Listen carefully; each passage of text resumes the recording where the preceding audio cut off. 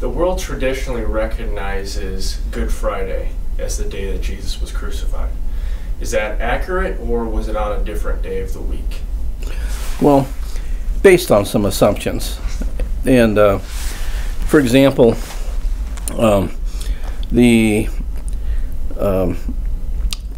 Jesus, clearly rose from the dead on the first day of the week. Okay, going to go to Matthew chapter 28 here.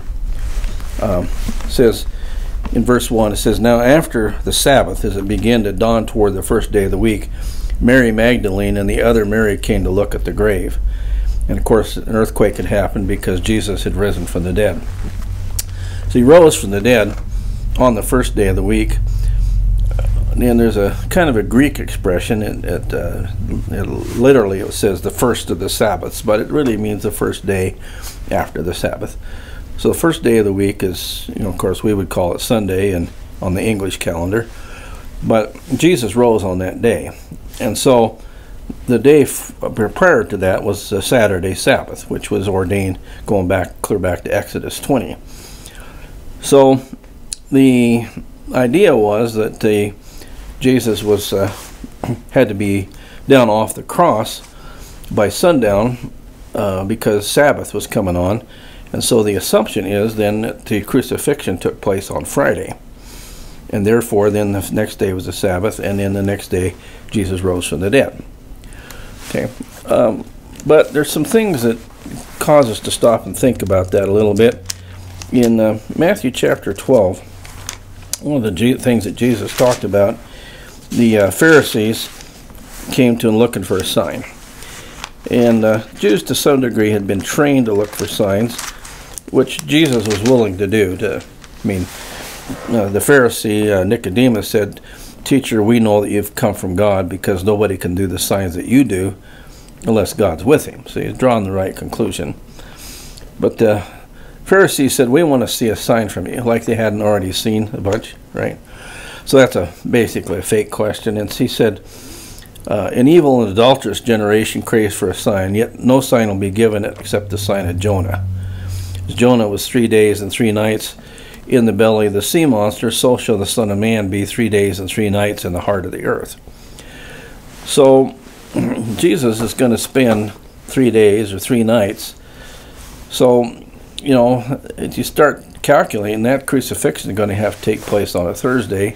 So that would count as Thursday day, Thursday night, Friday day, Friday night, Saturday day, Saturday night, 3 days, 3 nights, raise us from the dead, on the first day of the week.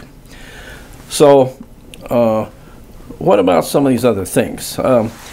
In John chapter 19, see, one of the things that comes, say, if a person was to go back to Exodus 23, you would see that the first day of Passover was a Sabbath. It was a holy convocation in which no work was to be done. So that day would be what would be called a Sabbath. It wouldn't be the regular Saturday Sabbath, but it'd be a special Sabbath. Occurs every year when the Passover would happen, in which no laborious work was to be done, all those sort of things. So in John chapter 19, where it's describing Jesus' crucifixion and his death, it says right here,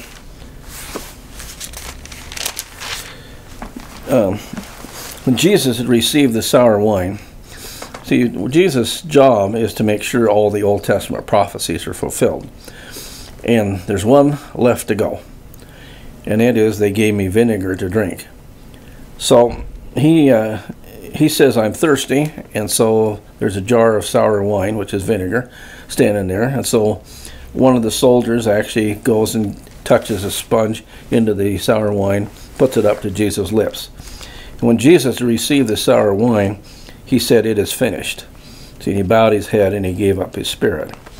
And that's when the powerful earthquake happened very shortly, and all the things that happened there. Then it started getting light again.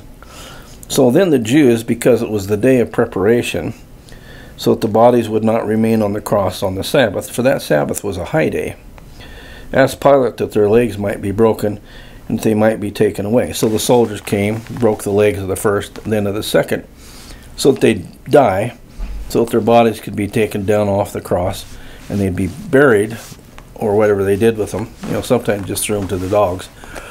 But in Jesus' case, so that he would be actually in the tomb before sundown.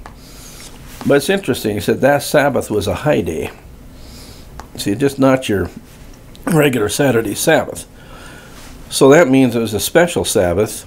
And so what you've got is you got a crucifixion on Thursday. You have first day of Passover week, which is a Sabbath. You have the regular Saturday Sabbath. And then you have the resurrection on the first day of the week. So that's called the resurrection on the third day, generally by the Scriptures. But Jesus was pretty definitive when he said 3 days and 3 nights in the heart of the earth. So everybody would have to factor that in when you're trying to figure out when the crucifixion took place. The Old Testament shadow of Jonah actually died and was in the belly of the fish, and God actually resurrected Jonah from the dead as a preparatory to Jesus' resurrection. That's why he said, an evil and adulterous generation craves for a sign. No sign will be given it but the sign of Jonah. When Jesus, after he came to Jerusalem to participate in his first Passover after his immersion, first thing he did is he cleansed the temple. He came in and he looked around and he saw basically it being used as a marketplace. And so he made a scourge of cords and he drove them out of there, drove the sheep out, the oxen out, drove the men out, and he overturned the coins of the money changers and scattered their coins all over, or overturned their tables, scattered the coins all over. And he said, get these things out of here. He said, you're making my Father's house a house of merchandise. And so the Jews came to him and said, what sign do you show to us, seeing that you do these things? And he said, destroy this temple, and in 3 days I'll raise it up. And of course they said it took 46 years to build this temple. You're going to raise it up in 3 days. But they held on to that. Even when they put him on trial the last time, he said he was going to raise up the temple in 3 days. He was speaking of the temple of his body. And the Scripture says after he rose from the dead, the disciples remembered that he said that. And they believed the Scripture and the word which Jesus spoke. And so crucifixion took place on a Thursday, in the tomb Friday, in the tomb Saturday, and raised from the dead on the first day of the week. When the women got there early in the morning, and that's always interesting trying to figure out that revolving door, how that all happened. But the angel rolled the stone away, not so that Jesus could get out. The angel rolled the stone away to show that the tomb was already empty. And again, it's significant. The angel said, he's not here, he is risen, just as he said. When we're teaching kids transitive, intransitive verbs, things like that, we use words like lie, lay, lain, or lay, laid, laid, and you got to figure out which one. Well, another one is rise, rose, risen, and lay, or rise, raise, raised, raised. If you are raised from your bed, that means somebody came in and lifted you up out of there because you couldn't get up yourself, or you raised the windowsill or something. But if you arise, that is, you do that yourself. So the Scripture said he's not here, he is risen. That means he did it himself. It's like he said in another place, I have authority to lay it down, and I have authority to take it up again. So that's what it means for him to be crucified on a Thursday, 3 days, 3 nights in the tomb, be raised on what the Scripture calls the third day, and preparatory for his ascension to heaven.